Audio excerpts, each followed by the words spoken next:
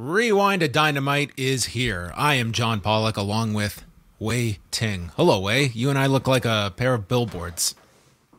I mean, come on. What good is clothing if not to advertise the Yeah, we're about brand. as subtle as a WWE ad.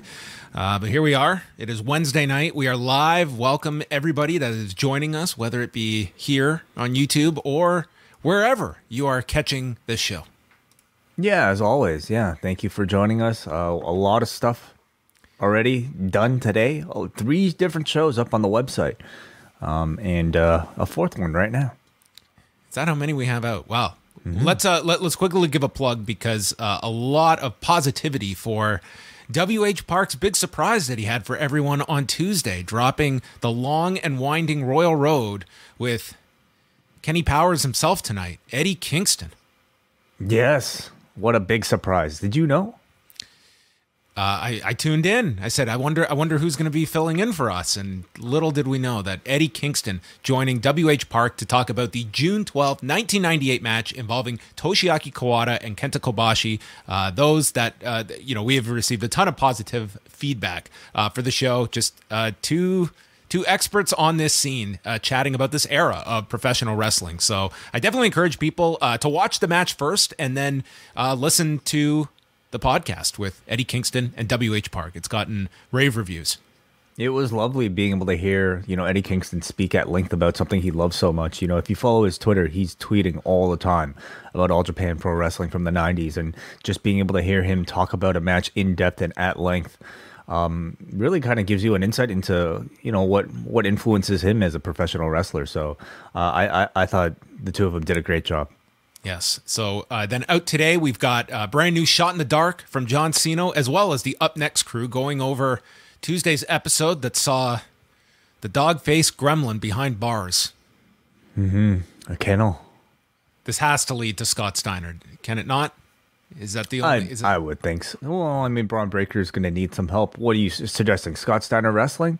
I don't want to see him wrestle. Show up, cut some promos, maybe be Braun's muscle. Destroy this Joe Gacy fella. Any involvement of the Steiners, I'm all for. Yes. All right. So there you go. Those are all the latest shows. And John Cena, busy man, also joining Wai Ting today on the Post Daily News Show. So you can always double shot of Cena.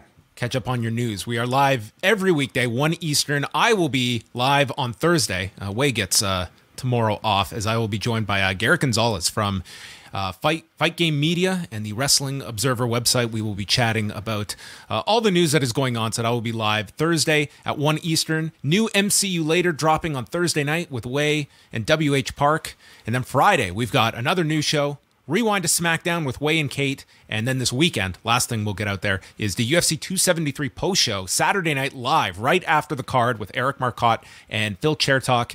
And as well this weekend, we'll have a Post Wrestling Cafe bonus show from yours truly going over the New Japan Hyper Battle card that has 6 title matches, including Zack Sabre Jr. challenging Kazuchika Okada, which should be an excellent main event. And it's a pretty loaded show, and I'm kind of curious to see if this New Japan show gets a lot of attention. Yeah, I am too. Yeah, maybe not. I'm not saying it will. We will. You find know out. what? Honestly, on the list of things that people are talking about coming off of WrestleMania weekend, I'm not hearing that much from New Japan.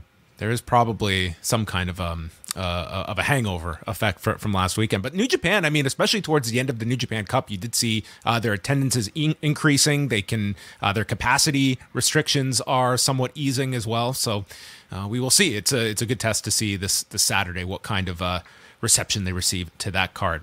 All right, all of those shows can be found at postwrestling.com. You can subscribe wherever you listen to podcasts. And we have a few news items to go into before our Dynamite review. And obviously a major story today was WWE releasing Zachary Green, a.k.a. Nash Carter of MSK.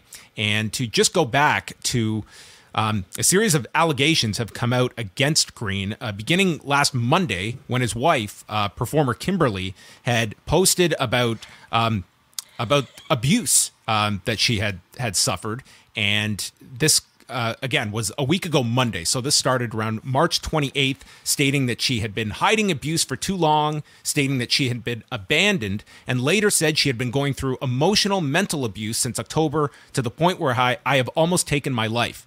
Then over the weekend, she was tweeting in support of Nash Carter, Zachary Green after they won the tag titles.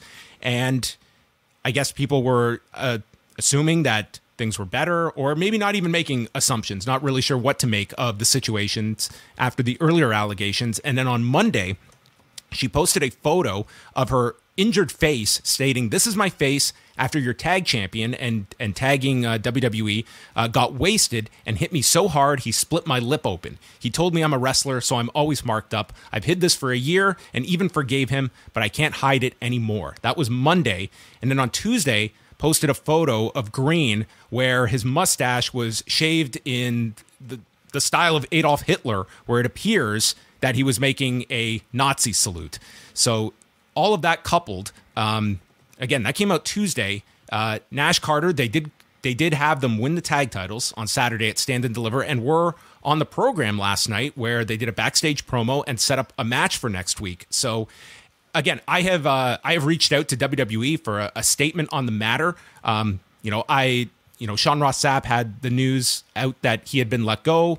I heard the same thing, and we don't know the reasoning. Like, what was it a combination of these things? Was it one? Was it the other? Because again, it was not like they just stopped using him when these allegations were first made. But that remains a question, and we have not heard Zachary Green speak on the matter either. So, I mean, maybe he will respond to this publicly, maybe not. David Bixenspan also pointing out that Zachary Green filed a divorce petition last Wednesday against her. And so that is where the situation is there. Obviously, these things are very messy when they are played out online. And I think it's always, you always have to tread carefully in here when it's a personal issue, but obviously serious allegations here in terms of the physical abuse. But we don't know what the exact deciding factor was that led to today's release. Yeah. Hard to comment on, topics like this in general, but especially as far as what the truth is. I mean, that to me is for a court to decide. But at least in the court of public opinion, if you're the WWE and you see this much hot water surrounding a talent, so much visual evidence now that's out there on the internet, and you look at the stature of somebody like a Nash Carter, I can understand why they would let him go.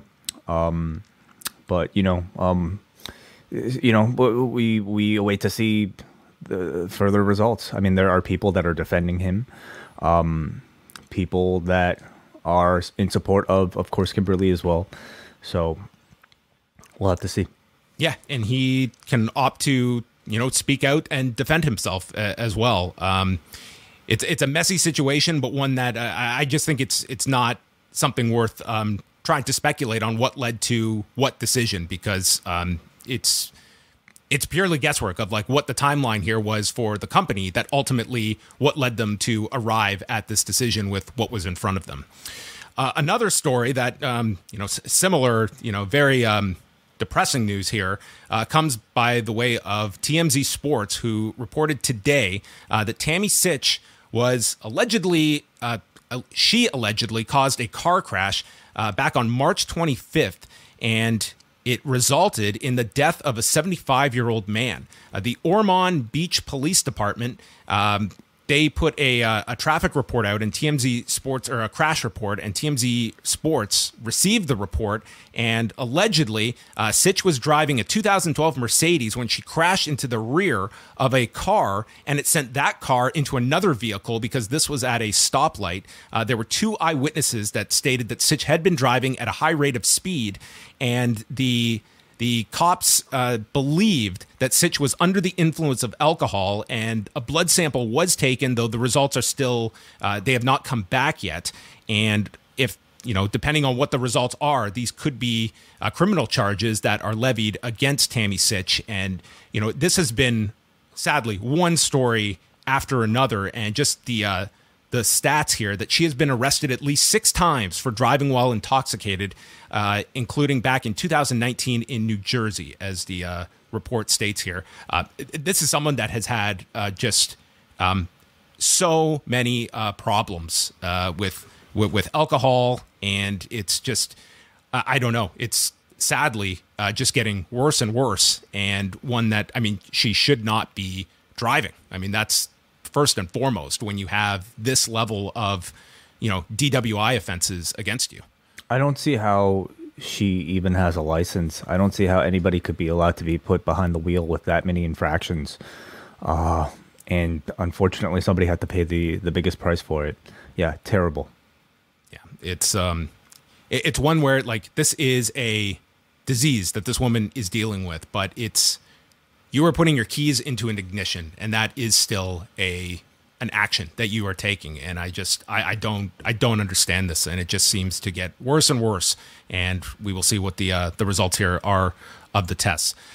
All of our latest news, we'll get into more on Thursday's news show. You can find up at postwrestling.com, including a story I wrote about today where I was kind of curious what the average age was of the WrestleMania card this year, and this took me down a rabbit hole way of way too much math that I could handle. So if you want to check that out, I ended up comparing it with other WrestleManias and then looking at this was like the age game of every WrestleMania main eventer and how old they were on the day they headlined WrestleMania. So some interesting stuff. The one major takeaway is the amount of turnover from last year's WrestleMania card of not just, there's always going to be talent that are not around the next year, but the amount of talent that were in major or at least semi-major matches last year. Like you're talking about Daniel Bryan in the main event, Morrison in the biggest push celebrity match. You had Cesaro, who was programmed with Rollins to be a title challenger coming out of that show. And it's a much longer list than that of just year to year of the turnover from one WrestleMania to the next. So some interesting things. If you want to check that out, that is up at postwrestling.com. What was the average? The average, I would have to pull up the exact number. What do you think it is? I pull up. I have it, actually. Okay. Well, it is, at least for night one, 36.8 is the average age of all the participants, and very similar for night 2 with 37.4. You noted 36 without Vince McMahon, so the overall average 37.2. Is that higher or lower than you would assume? That is lower, but that's also because I'm 38 now, so I'm already above this average, which WrestleMania is officially younger than you. I will say one, I was curious just for comparison's sake, and I looked at like the Revolution card, and what's interesting about that, like WWE, they're very low on under 30 performers that are in major push roles. Like I think for WrestleMania this year, you have Liv Morgan, Omos, Rhea Ripley, and Dominic Mysterio. Those are your 4 performers under the age of 30, and Logan Paul, who I don't think you would consider. But AEW, yes, they have many more performers under the age of 30 that you would be considering pushed roles. They also have like quite a number of performers over the age of 40. So it's interesting. Like they have quite a wide range, and then of course they have like a core in the 30s, but it's like plentiful in both directions. Like going as high as Sting, who is certainly doing a whole lot more than Vince McMahon or a Steve Austin. Yeah, I mean, I think that says a lot about perhaps the current nature of professional wrestling, where it takes a certain amount of years for people to work up through that system, to gain a relationship with the audience to the point where they might be perceived as a main eventer. A lot of them are getting a bit later starts and maybe having longer careers as a result. Mm-hmm. Yeah, I started to think about it because of the tryouts last week, and of like the 53 people they were there. First of all but 8 of them have sports backgrounds in college, and the others, it's like MMA and CrossFit, and nobody under the age of 25. So you really get a sense of what they are going for, and should be aiming young, but they're also aiming for that certain background, and you're going to get maturity. Maturity as well comes into it, and you are going to have some exceptions of like a Roxy, for instance, that they will go to the independent. I don't think it's a closed door on the independents, but it certainly is a more narrow. I think it's a lot harder to get into WWE today than 2 years ago, very much so. All right, we go to Boston, Massachusetts. What did you think of this crowd at the Agganis Arena, where they claimed a sellout off the top here? They were outstanding. Fantastic from beginning of the show to the very end. Hot, I would say, for pretty much everything. I think certainly one of the best AEW Dynamite crowds we've heard. This crowd sounded outstanding. If I didn't get my point across, I thought this was outside of that. I know you didn't see the UFC card in London. That probably is clinched crowd of the year. This was probably number 2. This was an amazing crowd for the entirety of this show. Agreed. So Adam Cole and Christian Cage starts off the show. Again, the crowd is red hot and for Cole and Christian. So Cole spits at Cage early on. We go through picture in picture. Christian is just we're working tremendously well here with Cole. There's a pendulum out of the corner into a tornado DDT. Cole is begging off. He stops the kill switch. Cage goes to the top, missing a splash, and the knee gets kicked out by Cole, and he goes for the boom and did not lower his knee pad. And Cage comes off the turnbuckle into a super kick for a near fall. As Cole sets up for the Panama Sunrise, it's stopped with a Frankensteiner from Christian. Super kick to the knee, stops a spear, and then another Panama Sunrise gets countered. We see him duck the boom. He rolls up Christian for a 2 count, and then finally Christian lands a spear for another near fall, bringing the crowd to their feet for a standing ovation. The kill switch, Cole gets his leg on the bottom rope, thumb to the eye, the boom, and Cole wins in 14:55. A very, very strong opener. Very strong, yeah. You know, when you get Christian matches, I think you kind of have different expectations for an AEW level match. Yeah, it's not the sort of barn burner like Young Bucks style match, but instead something that's I think a lot more refined and maybe well paced. You know, and always something that will set this crowd on fire. And I mean, this crowd probably didn't need a whole lot to be set on fire, but like they were standing for this match by the end. It was a really good opener. I thought this was great. Like second best match on the show. I thought it was very, very strong. Fish and Kyle O'Reilly come out and they attack Christian Cage, which lead Jungle Boy and Luchasaurus to get involved. Huge pop for them coming out. And Cole is just staying away from all of this. When Hangman Page comes out to his music, he's got his belt back, and Adam Cole will not fight him until he puts the title on the line. So instead, Page gets into his face, swats him, and says he will give him his match for the live Rampage next Friday in Garland, Texas, in a Texas death match. You have a week. I'd get my affairs in order. Yeah. I noticed the real effort on this episode to, I think, make Rampage a bit more of a priority for AEW. Coming off of, I would say, several weeks where Rampage just kind of feels a bit more like, hey, it's there. Watch it if you're used to watching it. These few weeks, it feels like we're at least, getting some big names and big matches. That's what the show needed. It needed this kind of shot in the arm because Rampage was falling into this, I don't want to say skippable category, but I think it's greatly lessened in importance over the past month, and the ratings have reflected that. They've had, some basketball competition, but nonetheless, these are 3 very low numbers by Rampage standards that they're coming off of, and it's good to see them reacting to it. They're not just, just standing with a pat hand. They are loading up. Like I think everyone assumed that this was going to be Battle of the Belts, and this felt like a, really beefing up Rampage. This is not a match you would have expected on Rampage, and that kind of tells you the tale of where people see that show slaughtered. So we continue on, and after setting that up, they recap Jay Lethal's turn at Supercard of Honor with Jonathan Gresham and Sanjay Dutt involved, and then Samoa Joe's arrival at the end of the show. And that takes us to Samoa Joe's in-ring debut for AEW. So no promotion for Supercard of Honor ahead of the show, but afterwards, I mean, they those showed footage. Those replay buys. Go buy the replay. Well, I mean, I think to me this kind of purely points to perhaps the conflict between, running Supercard at the same time of Rampage as being probably a major obstacle and them being able to promote the show.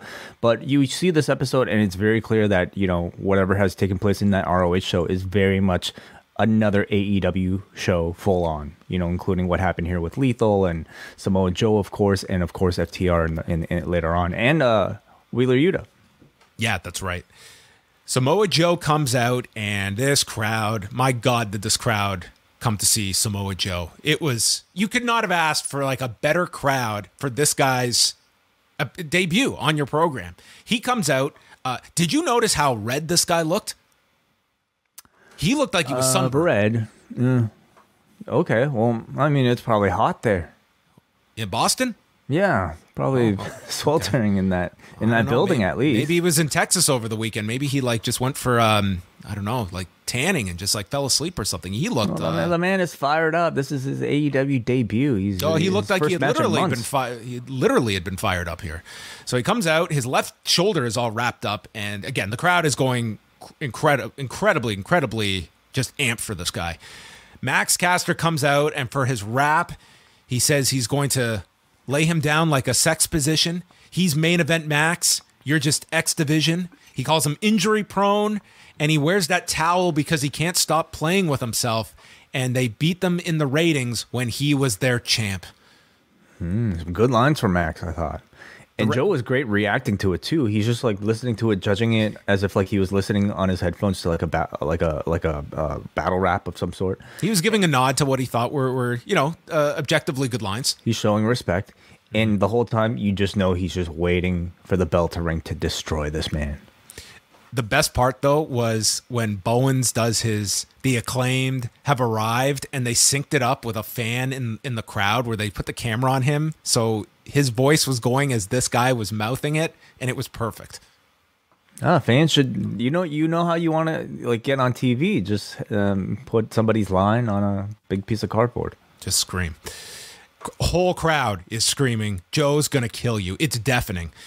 He hits a Kamigiri in the corner, chops him in the back, and then lands an elbow suicida to Max Caster. The whole place is now chanting Joe. He turns his attention to Bowens. This allows Caster to briefly get the advantage before he gets brushed off, and he kills this guy with the muscle buster. This audience, this was like a 6 on the Richter scale, and wins the match in 2:52, qualifying for the Owen Hart Foundation tournament. Fantastic. Perfect debut for Joe. He looked mean. He looked powerful. He looked quick. And this was a crowd that treated him like the star. This was the type of match to do with Joe. You didn't have to do like 10 minutes going back and forth for Joe's debut. Like this was and I think with Max Caster, I don't think like it's rare that he loses like in this fashion. So it was a really good win, and they got the best crowd imaginable. He can lose as much as he wants. He comes back with these great lines. He immediately is, another punchable face that you can serve up to your next big baby face. I thought he did a great job there. He did a great job taking a beating. And Joe already feels like an immediate headlining act in this company. Lethal and Dutt are backstage, and they're not going to ruin Joe's moment like they ruined his, or as Joe ruined his. Lethal says that on Friday, the two of them, they changed their outlook, and he's going to do whatever he wants. For 4 months, I tried to call you, Joe, looking for advice. You never answered your phone. Well, you're here. You obviously have a phone, but you only answer when billionaires call. You're really the Samoan gold digger. And next week, we're going to give you a present that you will never forget in New Orleans. Jay Lethal, since he's returned to, or at least since he's debuted in AEW, I would say has been a pretty aimless personality. He's just kind of come in here, hasn't really had much to sink his teeth into as far as story goes. Not only did he have, I think, a pretty solid build to this heel turn that made a whole lot of sense on Saturday, but now establishing his prior connection to Samoa Joe, referencing the time that he was in ROH with him being his protege, and using that as your source material. Bring Sanjay Dutt, a man who shared TNA time with both of them along the way and is what seems like the real-life best friend of Jay Lethal. I love this. In a short amount of time, they kind of told you exactly the reasons why they're pissed at him and gave you a whole lot of backstory. Yeah, I mean, this, the turn for Lethal, it's like put him right back on track in the course of a week, just where we were last week after the loss to Moxley and then Friday. So, he definitely has, something to sink his teeth into now. I like Sanjay a lot on the mic. He hasn't missed a beat. It's been a while since I've heard him, but he's got it. Like if he serves as like the manager, he's got the weapon. He had the pencil. Oh, okay. You stab a guy with a pencil? Or you mean tribute to like Ed Farhat or something? Oh, okay. Or you mean he'll write him to lose? Yeah, I mean, book him to lose. On AEW programming, like in this world, is Sanjay Dutt a producer backstage, or is he just this guy? I would assume so. I think they referenced the fact that he was, Like, isn't this a conflict of interest? Well, what does a producer mean in the context of a pro wrestling kayfabe pro wrestling match? You know, It's kind of hard to define in like the kayfabe world. Like he informs the participants that they're about to have a match, and who knows? I'm here for the pull aparts, and this company is not shy about having them. So Sure. I am needed in almost every segment. Way too many. But they might have to go ahead and explain exactly what his role is. But if they just strictly made him a manager, I think that might be the simplest route. It elevates Jay Lethal as a threat because you have a 2-on-1 advantage in most cases now. And again, they all share so much shared history. Shivani is with the Blackpool Combat Club, and they announced for Rampage Danielson against Trent Beretta and John Moxley against Wheeler Yuta. And William Regal is, quote, off his nut with excitement. And he feels sorry for Trent. Sounds weird. Well, he feels sorry for Trent, and he's been very impressed with Yuta, as has Danielson. But the hardest one to impress is Moxley. So Yuta will get that chance on Friday. And Moxley says that on Friday, the weather calls for bones breaking like thunder and raining like blood. Yeah, I was trying to look this up to see if this was like a song lyric or like a quote for a movie or something. Because Cody like referenced something from like a movie in his promo this past Monday, or like a video. Anyway, so one of those things. Anyway, so but it sounded awfully cool. It sounded like something that could have been from a book. Did you see any of Cody on the bump today? I did. I watched the interview. He was great. He's very good in these situations. Like very personable, very likable, and it's just interesting to hear kind of his.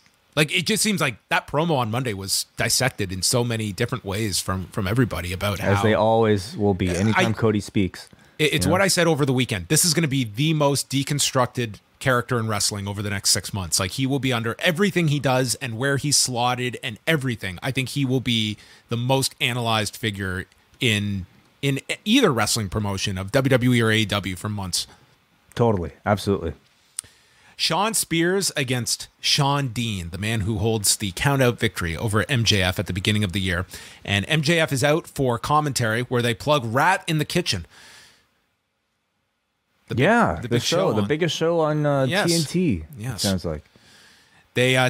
Dean gets tossed over the top rope, and this whole crowd is starting to chant Wardlow. And there's a pump handle neck breaker. He pulls Dean up at the count of 2, and he's setting up for the C4 when we cut to the back. And it was like doom because we're just watching from the perspective of the camera operator. And I thought this was what they were giving Wardlow, like where in his perspective, like his point of view as he's attacking all these people. Like the Jeff Hardy stuff they used to do in TNA. Did they do that where you were like in his head watching? Well, we were listening to him in his head. We were listening to him. Yeah. If AEW didn't have such a hang up on why is the camera not there, I think this would be really cool. Where suddenly we go and Wardlow's just killing all these people. I don't think so. Oh, I thought this was neat. It just feels so different from the sports-like presentation that they're trying to push. You know what? This crowd was going crazy. I don't think they were worried about a sports-like presentation. They wanted to watch this guy mauling people, and that's what we got here. Spears is all freaked out as Wardlow. We cut back. He's just tossing security. Dude, these security guards deserved like double whatever their day rate was because these indie guys were just flying all over the place. MJF is freaking out as he comes through the curtain into the crowd, throwing more dudes in the aisle. One guy just went into another zip code and landed in a guardrail. And with all of this, Shawn Spears is distracted and Shawn Dean rolls him up. This was the best distraction roll-up finish I've seen in years. 3 minutes and 49 seconds and Shawn Dean wins again. They've got something great here with this Wardlow thing. I think this thing is awesome. It's excellent. It's super simple and it's incredibly effective. The crowd reacts huge for him, and Wardlow really just looks like a Superman every single time. So I hope they have some good indie talents in New Orleans for them to do this again. How's this guy flying to all these places? Well, he's still getting paid by MJF. He still makes money. Well, that's true. That's true. Yeah. Okay. But I love the fact that, they continue to use Captain Shawn Dean in this scenario. He's going to have the match with MJF, and we'll see what the finish is. I wouldn't put it past him to have Shawn Dean somehow fluke his way to another victory again. Yeah, this is really well done. Right up and like finish included here with the roll up. Shivani interviewed the best friends, and Yuta's got the Pure Championship, and Chuck Taylor says they love Yuta. We even bought you your tights. You can be successful with us. Trent does not like him so much. He calls him a scumbag and a traitor and tells him maybe you could take some notes on Friday and learn from the guys you're trying to turn your back on.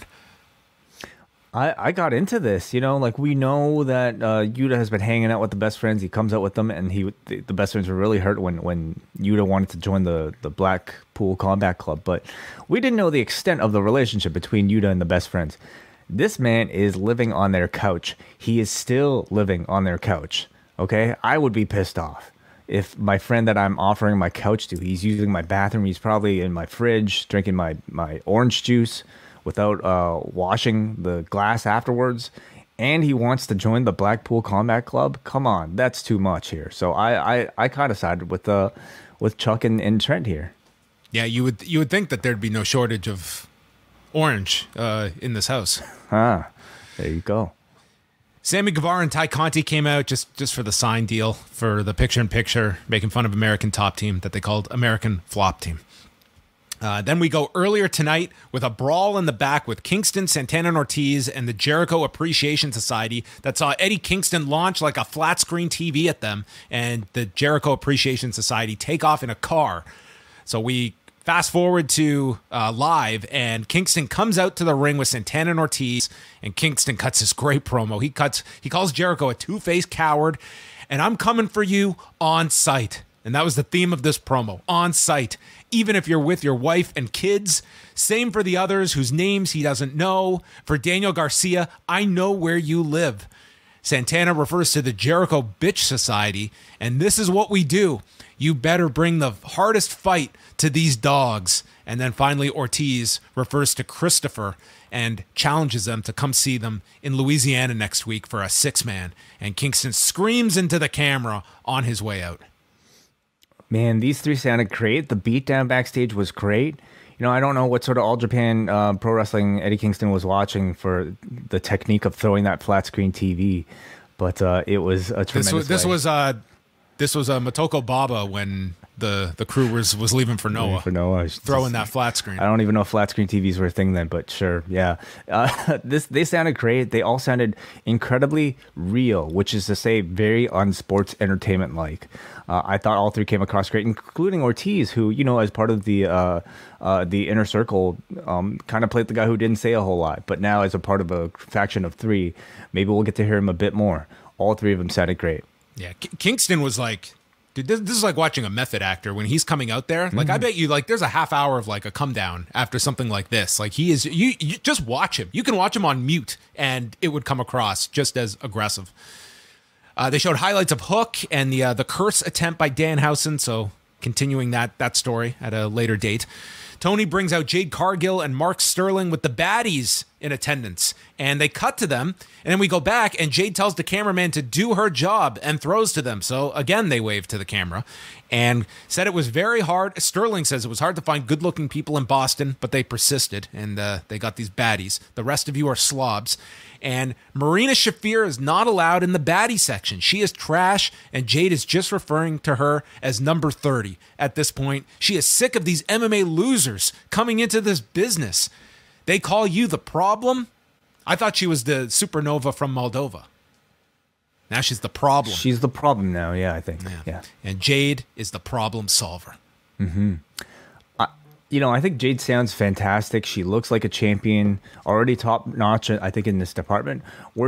She's improving every single time we see her on TV, but we're just waiting for her in this spotlight to be able to catch up her in-ring skills with her, I think, very strong promo skills already. I did find it funny how she was talking about Marina Shafir as some sort of outsider when I have to think they probably started in pro wrestling at pretty much the same time, if not even Shafir I think has been doing wrestling a lot longer than Jade was. Yeah. Jade's a year in. That Shaq match last year was her debut. That was March. I think Marina had already been cut by WWE by that point. Mm-hmm. So there you go. So kind of funny, but whatever. This story makes sense. It's good to see her having a strong appearance here on TBS. I wonder if this will be Battle of the Belts next week. Very possible. They have a number of matches that I think they can. They have a lot of stuff to push next week. Yeah, and now you have another set of titles in the ROH belts. That's right. Yeah. Marvez interviews MJF and Spears, and MJF prays that Wardlow shows up next week where there will be twice as much security, twice as much pain, and he is challenging Shawn Dean and says that he thanks him for his service to this country and says that there will be no more upsets, and next week you'll have a Purple Heart because I'm going to injure you worse than you ever were in combat. Wow. Oh man, he can get away with it though. Like at this point, he's already set the bar like so low that I mean, he can get away with it. There you go. All right, the Butcher and the Blade against the Hardys in a tables match. This was a mess. Are we on the same it was page? messy. Yeah. Mm-hmm. So at the beginning, Butcher and Blade take a table and they unscrew the legs off of it. And the Hardys come down. The Hardys just, as you can imagine, a gigantic roar. I'm going to say this, and it's more so on Matt than Jeff. Like, the Hardys, to me, they are not, to me, in this box that they have to have the Hot Topic look. You know what I mean? Like, yeah. I think there's a wide range that Matt does not have to be in this gear in 2022. I think he can change, like, he's done many different characters. I think like he can have more satisfying gear. I totally agree, and I think we've seen the Hardys run even together, you know, in many different incarnations, including like the Broken Hardys. But I think this is like a conscious effort to make people feel nostalgic for the Hardys look that they have in their minds, so that they can set up a transformation in the future. That's what I have to assume. That's like verbatim what they did in the WWE run. And I would say the same, like, to me, it's just like the nostalgias, they're here. They're the Hardys. They're coming out to their music. They're teaming together. And I see Matt, and it's like Dad trying to like dress up as it feels like he has now become where Michael Hayes was in '99 when he was dressing up like them. Oh my God. Yeah. It's the same look, honestly, like from the neck down. I think Matt is older than Michael Hayes was then. Oh, wow. But I do feel like it's done for a purpose, so that, you know, by the time they do update their look, it's for a particular storyline reason. So, unfortunately here, I think the biggest culprit here is that we had some miscommunication on what the rules were of this match and how you win. And we have talked about it in the past, like the tag team tables matches. I guess the thinking was of the performers was you have to go in like consecutive table breaks. But the way it was conveyed on commentary was once one person goes through, they are eliminated from the match. And that's where we got this confusion with Jeff in the middle, where we all thought he was eliminated, and then he comes back and he's all part of the finish. So I believe you can be eliminated, but he also didn't break in the table did not break on the elimination spot. So I would imagine this crowd had no idea what was going on. They probably had a lot of leeway. They just wanted to see tables break. But I thought this was so confusing. And it was also a very sloppy match at points, too. Yes, it was. So we continue on here. The spot that we're talking about, they've got the table where one leg is folded. So it's like going on an angle on the ring. And Jeff is laid on it. And they end up coming down on top of Jeff, and the other legs just fold instead of breaking. And we go to picture in picture, and when we come back, they explain that was the elimination of Jeff. And Jeff disappears at this point. Like, we don't know where he is, and we're just watching a handicap match for several minutes. And the crowd is chanting delete. Matt misses an elbow off the apron, crashing through a table. This is after he had put Butcher through a table with a leg drop. So, in theory, Butcher is eliminated, but is not. But you can still be involved because it's no DQ, at least is how. Then what's an elimination? What does an elimination mean? Elimination means, like, you know, 1 point is off the board and of your total 2 points. Okay.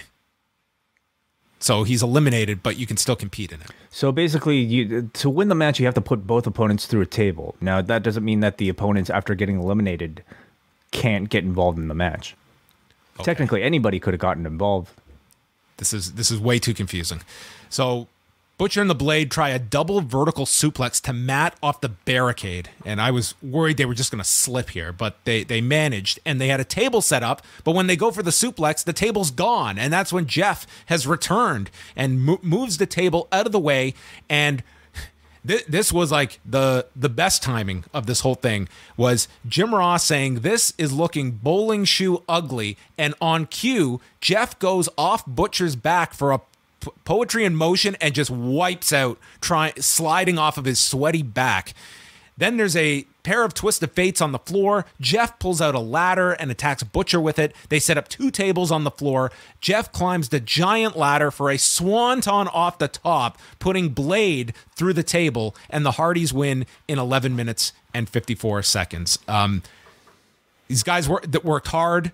This looked incredibly painful at different parts, but I thought this match did not hit in any of its intended fashion. Yeah, it was a pretty ugly match where I think a lot more could have gone wrong than it even did.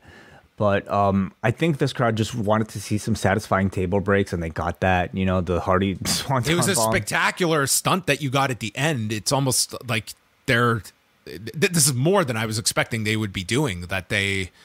These matches have to be taking a toll that they're doing them already. You know, we've seen like 2 pretty spectacular matches out of the Hardys so far in this comeback.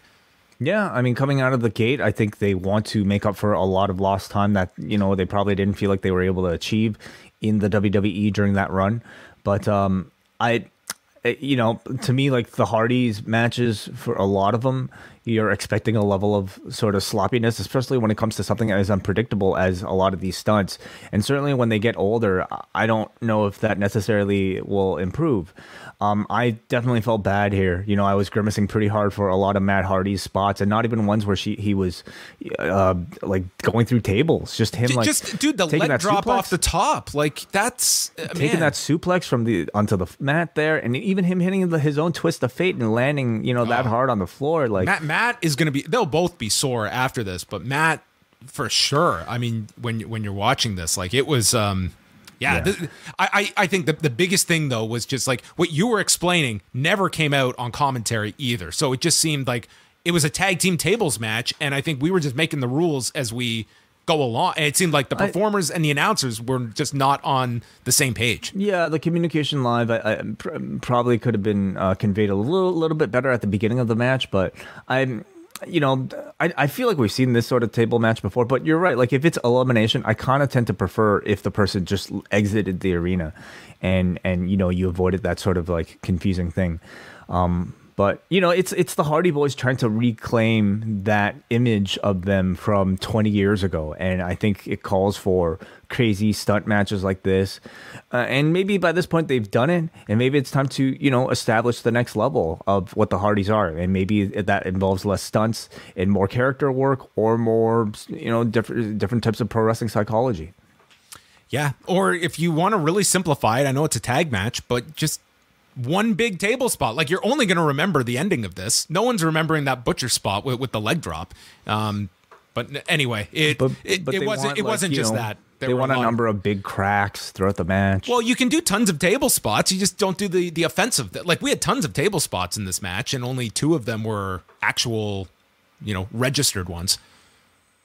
Listen, they had an idea for a tables match which featured 4 different table breaks, or 3 or 4 different table breaks, and one of them unfortunately didn't go very well, and the rest of it probably was a bit more confusing than it needed to be. But the idea itself, I don't think was that flawed.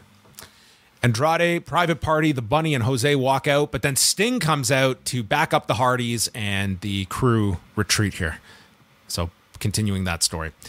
Cage is furious, Christian Cage, as he just tosses his water bottle and walks out on Luchasaurus and Jungle Boy. And Jungle Boy cuts a promo saying that Red Dragon's record isn't even good enough for them to get a title shot, so instead they will challenge them next week on Dynamite and defend the tag titles. Yeah, this is a way to get around the limitations of the ranking system. Just have the champions issue challenges instead. Nyla Rose, Vicky Guerrero, and Thunder Rosa set up the women's title match for Battle of the Belts 2. That's happening a week from Saturday, which will be taped the night before in Garland, Texas. So AEW is going back to the building that ROH just ran last Friday. So that is next week. Shivani is with Toni Storm and Jamie Hayter, who have both agreed to no physicality. They have qualified for the Owen Hart tournament, and Hayter will not shake her hand. She deserves to win and is going to show Toni no love. Storm says it has only just begun. So the idea here is they may cross paths at some point in the tournament. Yeah, it's a high-profile match, for one of the tournament rounds. And then the qualifiers continued with Julia Hart, no relation, taking on Hikaru Shida. And Hart is wearing her eye patch, and she's out with the Varsity Blondes, and she kicks Shida from behind before the bell rings and starts choking her with her jacket. And Pillman and Garrison are aghast at this blatant disregard of the rules. So Julia says, "Get lost," and kicks them out. They leave. Mm-hmm. Yes. So Shida gets a chair, leaps off it with a drop kick. They go through the break. Shida is attacking her with strikes, and then lifts her on the shoulders. Hart rakes the eyes and hits a bulldog. Hart climbs to the top and hits her version of a twisted bliss, but misses. And there's a diving elbow, and Shida hits this very awkward Tamashi, and it didn't look that good, so hit her with a Falcon Arrow, and that got the victory for Shida, beating the one-eyed Julia Hart. This is, to me, what felt like the low point of the night for the crowd. They didn't seem to react all that big for it. And I think looking at the matches on paper, like this probably had the least amount of star power attached to it. So it's understandable already from that perspective. And you're also talking about Julia Hart, who still, I think, shows a real lack of experience at times. I thought she displayed some good increased aggression, but, that heel intensity that makes me wonder if she's a good fit for the House of Black. I still don't really see it yet. And maybe she'll never join. And maybe this is just, some sort of like tease that she's going bad, but not all the way. I don't know. But I didn't feel like this was necessarily a Dynamite ready match, especially considering the high level on the rest of the show. Yeah, it had its rough points, including near the end for this as well. I think it's like Julia Hart, it's, like the experience fact. Are you aware of how young she is? I think so, yes. Yeah, lack of experience. But yes, Serena Deeb showed up after with a chair, and Shida got the kendo stick, and Deeb backed off. So we are building to, what are we up to, the fourth match? Something like that, yeah. But this time in the tournament, you would assume, right? Yeah, I would assume that Deeb's in the tournament as well. So I like the idea that they're teasing like matches in the tournament. It's not just going to be like cold matches. Like if we get to Tony and Shida to Tony and Hayter, and then Shida and Deeb in there too. This tournament is looking pretty high profile on the women's side of things. With the addition of Tony Storm, and then some actual storylines, I should say. So I'm hoping for this tournament to really kind of turn that women's division around. It would be a good reintroduction of Ruby Riott, who's been gone, like at least from Dynamite and Rampage for a while. Alex Marvez is with Swerve. They talked about him attending the Grammys over the weekend, and then he goes over what went down on Rampage with the attack, and then he has to get ready in his locker room. I don't know what he had to get ready for, but he goes into the locker room, and Hobbs and Starks run in and jump him, and the camera's still rolling on the interview way, so there was a reason to have this camera follow this attack, and it's a big brawl in the locker room. Keith Lee shows up, and it leads to Keith Lee sending Hobbs through a wall. Through a wall of one sheet of plywood or a drywall, I should say. Yeah, I like the idea, but I always feel like the way fake walls look so obvious when it's like one thin sheet. Like what locker rooms will have like just one thin sheet? You want them to go through like cement? I mean, it's. They don't need to go through any walls.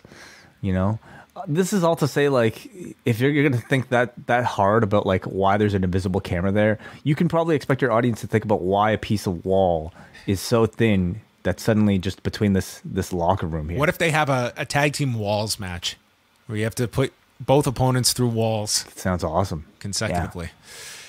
So Rampage on Friday, Moxley and Yuta, Danielson Trent, Willow Nightingale, fresh off the match with Mercedes Martinez at Supercard of Honor, takes on Red Velvet, and Swerve will take on QT Marshall. And announced for Dynamite next week are Jungle Boy and Luchasaurus against Red Dragon for the tag titles, and the sixth man with Kingston, Santana, and Ortiz against Jericho, Hager, and Daniel Garcia, with the Texas Death Match a week from Friday on the live Rampage. They have a lot to promote over the next week with 3 shows next week. And we go to the main event starring Bobby Cruz as our ring announcer. This was a nice touch to have him. Really nice. Yeah, the man's been in, like, I mean, there are a few names that I feel like you attach to Ring of Honor that have been there for almost everything, and I think Bobby Cruz is one of them. Great touch. FTR against the Young Bucks for the AAA and ROH Tag Team Championships. And we start off Dax has his lower back taped up, probably legit from that suplex to the floor on Friday. So that was focused upon, and we see a series of flips into drop kicks by the Bucks until Cash just cuts these guys off with clotheslines, and then we get Cash and Dax applying stereo sharpshooters onto the Young Bucks, and everyone's going nuts for this. Nick is able to gouge the eyes of Cash Wheeler. I don't know how many eyes got gouged on this show, but it was a lot. Seems like everyone would be dressing up as Julia Hart next week after all these eye raids. Wearing goggles. They should be taking notes from Braun Breaker. From early morning Guy Steele. The Bucks come back. Matt does the Brett mannerism with the arms to the crowd for like easy heat, and then they just beat down on Cash as they go through the break. Cash is working and working to get to the corner, and he leaps for Dax, who gets super kicked off of the apron as Tony Schiavone, channeling me, says that, oh, Cash, Nick just got there in the nick of time. Yes. What a cutoff. Dax finally gets in. They go for the powerplex spot, but after Dax hits the superplex to Matt, Nick does a springboard Rana to Cash on the other turnbuckle, which was an awesome counter. There's a gory special onto Matt for a big near fall. They kind of saved the near falls for the end. This crowd's going insane. They block a big rig, and Matt kicks Cash low, which referee Rick Knox, of course, misses. They hit a big rig onto Cash Wheeler and try to beat him with their own finisher, but he kicks out. More bang for your buck. Cash kicks out again. Cash is... This FTR as baby faces, like what a tremendous like repositioning of them. But Cash Wheeler, he's just amazing in this role as like babyface in peril. Dax and Nick start having a tug of war over the ROH belt, and it leads to a belt shot on Cash. Goes for the cover. Dax, with all his life, dives for the save. The crowd's applauding. They double super kick Dax and then hit the BTE trigger to Cash. But if you want to go back, watch Cash's face. He looks left. He looks right. He's like accepting, like he's about to take a bullet here, and takes the BTE trigger. Rick Knox goes to count 3, and just before the count of 3, Cash gets his foot on the bottom rope as his hand hits the mat. The bell rings, but then Knox waves it off, and this crowd is so happy that this match is going to continue for another 2 minutes. And this end sequence, they are going to kill them with the Meltzer driver. But Dax catches Nick in mid-flip as he hits a slingshot sit-out powerbomb. Meanwhile, Cash is up for the tombstone. He reverses it, tombstoning Matt, and FTR hits the BTE trigger after Matt spits at them, and they kiss him on the cheek, big rig, and pin him in 19 minutes and 52 seconds. What a match. Hell of a match. You know, this was, I think, the type of match that this crowd was anticipating, and a match that they completely elevated for a match that I think was already really great. You know, and you can even argue that, like, coming off of the Briscoes match, FTR has been made even hotter.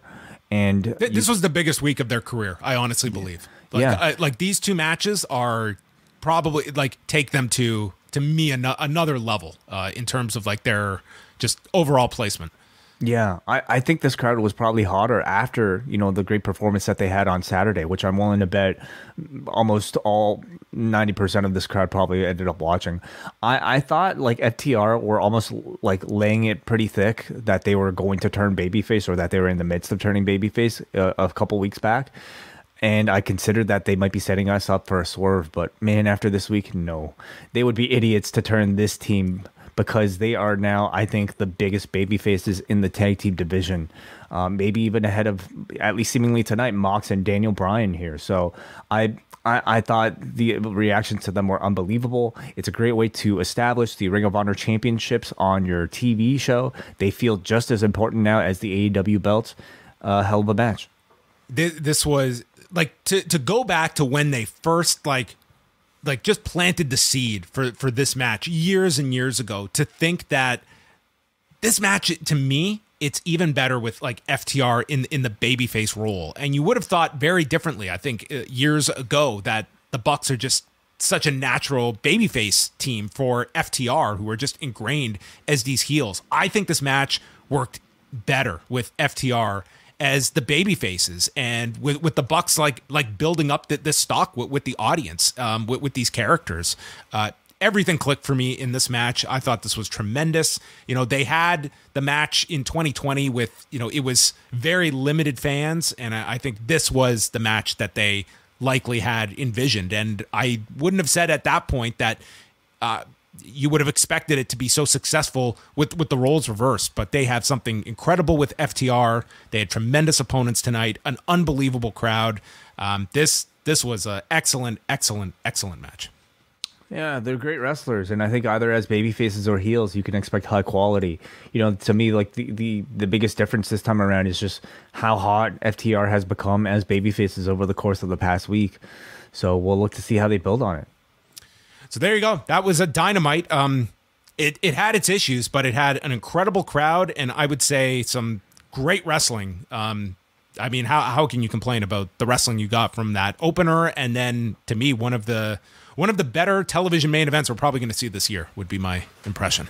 Yeah, whatever issues there were, I would say they were relatively minor, and certainly didn't detract from, I think, an otherwise incredibly entertaining show and with an incredibly entertaining crowd. Really, It had a dip for the tables match. It kind of just. It was had sloppy, problems. but it didn't kill the crowd. The crowd was hot. It came down for Julia Hart and Hikaru Shida. So I would say that gap of 20 minutes or so was like the down part. But man, the introduction of Joe, the angle with Wardlow, again, Cole and Christian, and then the main event, this was a thumbs up show easily.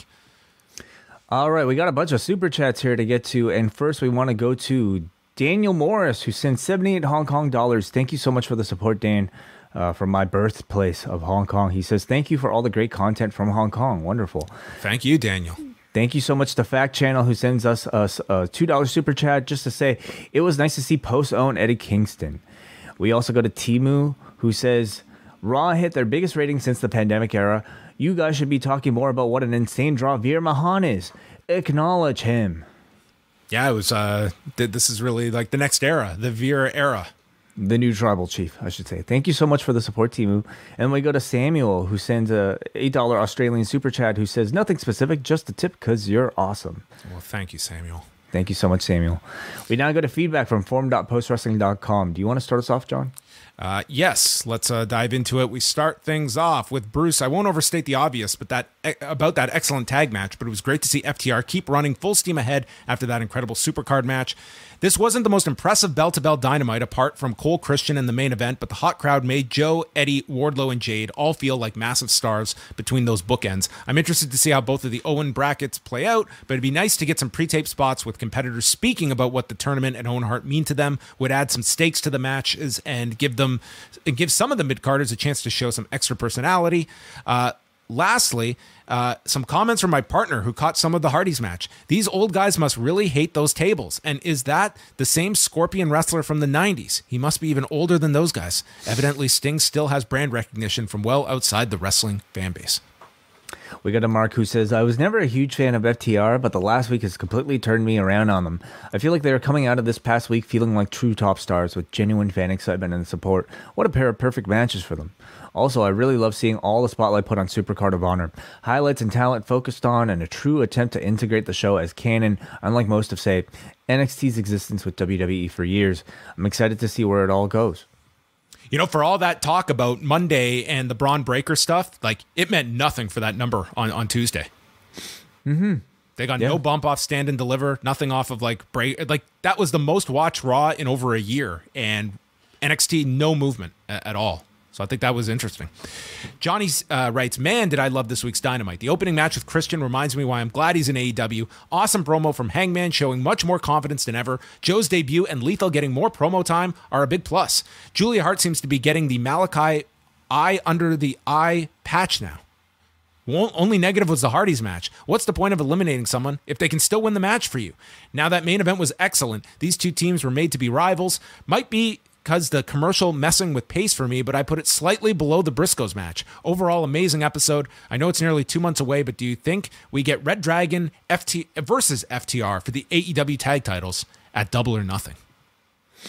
Well, I don't know if I would necessarily take any, like, to me, that would suggest that you would have FTR drop one of their sets of titles. And I kind of like the fact that there's still ROH champions, maybe even AAA champions, just so that you have two divisions now, similar to how you have, on Raw, I suppose, two sets of belts. Like this time, it feels like actually both tag team titles might actually be over. So, when you have a lot of rampages that just happen to need a tag team title match, I would actually choose to keep them apart. Yeah, it's a possible direction you could go in. With Jungle Boy and Luchasaurus, I would say they're almost at the point right now where maybe you get another team with those belts. Yeah. Sorry. Yeah, he's suggesting Red Dragon win the AEW Tag Team Championships from Jurassic Express. Yeah. I could see a title change coming. Yeah, I am too. But anyway, I would keep them separate for the time being personally, but. They can do whatever they want, of course. We go to Steve from Cambridge, who says, amazing show. They have really found the balance the past few weeks of having action-packed shows that don't feel overrushed. Hangman felt like a huge deal this week. Pushing Cole's face was a nice, great touch. Love having Samoa Joe in the company. This is where he'll get the respect he deserves. How does an episode of Dynamite make WrestleMania Sunday pale in comparison? That main event was incredible. I mean, the Sunday show would not be what I would be comparing it to. Saturday had an excellent WrestleMania that everyone enjoyed. Yes, this would have been a better show than the WrestleMania Sunday show. Without a doubt, this comes from Patrick. Without a doubt, Dynamite is still the best weekly wrestling show from top to bottom. Cole and Christian set the bar high with a great first-time ever opening match, plus a heated post-match segment with a fired-up Hangman announcing the death match. Sheeta and Julia was good and showed a lot of good signs for Julia Hart, who stood her own with one of the best AEW has to offer. I love the short segment with Tony Storm and Jamie Hayter, setting those two up as big deals on their own while also building towards a potential clash in the Owen tournament. FTR Bucks 2 somehow lived up to the expectations and had a phenomenal finish, FTR becoming incredibly engaging baby faces, and Dax Harwood should absolutely be contender for Wrestler of the Year alongside Paige. Great show, aside from the Rough Hardys Butcher Blade match. Excited for the rest of the Owen qualifying matches. Curious who everyone thinks could be the favorite for the winners. Well, I mean, we don't know who's in it, so it's kind of the whole roster is, in theory, up for potential spots on this. We got a Kate from Montreal who's joining me on Friday on Rewind-A-SmackDown. She says, AEW has a tendency to bookend their shows really well, and tonight's show was an excellent example of that. Cage versus Cole exceeded my expectations, which were already fairly high, and it's remarkable seeing how much Christian still has to offer. He does some wonderful, subtle stuff, like trying to free his foot from the ropes as opposed to just hanging in the tree of woe, and I hope the younger guys are taking notes. I don't know what I can say about the main event, but FTR now have two of the best matches of the year in less than a week. They might be the hottest tag team in the world at the moment. Do you think that a Jade Cargill turn is imminent? The back section is purely a babyface move, being all about confidence and body positivity, and the way she's increasingly getting impatient with Mark Sterling seems to be hinting at it. Honestly, at this point, it feels like a lot of work to keep her as a heel, but the women's division does need some. I think you go with the crowd with Jade. I think that it's not something that you have to be in a rush to do, but you follow the crowd, and if the audience starts to get behind her, then go with it. But to me, it wouldn't be something that I'm like actively pushing her towards. But naturally, I think we're going to get there with Jade Cargill and the audience. Just this kind of a push, it's going to lend this crowd to getting behind her more and more for her matches and just destroying people.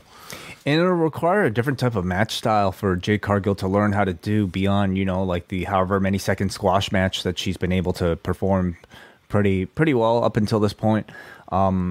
It's a completely different skill set, and you have to also imagine it's going to be a bit more awkward for her because she's going to be put up against much smaller opponents if she is a babyface. Can she pull it off? Can the talent in the division be able to surround her to help her pull that off? I'm not exactly sure. And to me, like the introduction of this baddie section is interesting. Like, I don't know if it's something that she necessarily started off on her own on social media that they decided to just kind of make note of on TV, but it does feel a little incongruent with her current story. But you could be right, Kate, in that they might be setting up a babyface turn. And the last word of the night goes to Jay from Colorado. I like Sammy Guevara. I like Ty Conti. I like them as a couple. I don't like them as an on-screen couple. I just see no reason for it. And I've never liked it as a device in the past for other wrestlers and their real-life partners. They're even selling a shirt of the two on Pro Wrestling Tees. On And a shout out to Isaiah Cassidy, who was double fisting drinks on his way down to the ring tonight. He kept making a face whenever he sipped out of the drink in his left hand and quickly followed up with a sip of whatever he was holding in his right hand. Dude is either a great actor or he was legit drinking cranberry vodka and 7-Up. That's some attention to detail that Jay was paying attention to tonight. But there you go, from Isaiah Cassidy. All right. Thank you, everybody, for joining us tonight for Rewind-A-Dynamite. Thursday, I will be back live right here on the channel, 1 p.m. Eastern Time with Garrett Gonzalez. We will go through all of the latest news and what is coming up this weekend. And then Thursday night for PostWrestlingCafe.com members, Wai Ting, joined by W.H. Park. You're chatting episode 2 of Moon Knight? That is correct. Yes. Mm-hmm. All right. And then Friday, we've got Rewind to SmackDown with Wai and Kate happening here 11:05 p.m. Eastern Time after the loaded edition of Rampage. Will it make a storming comeback? We shall see. All right. That is it for us. Go check out postwrestling.com, subscribe to the channel, and we'll speak with you on Thursday.